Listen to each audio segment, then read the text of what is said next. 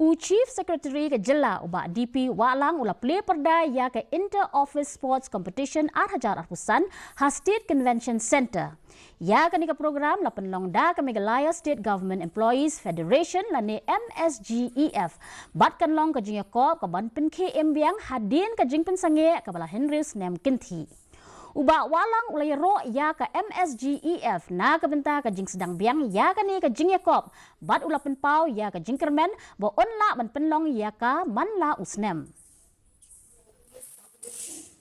I'm sure that he will be a resounding success under his stewardship, and I know all of you have worked hard together, because the teams, whether it's football or it's table tennis, chess, carom board, actually the top team starts with the management.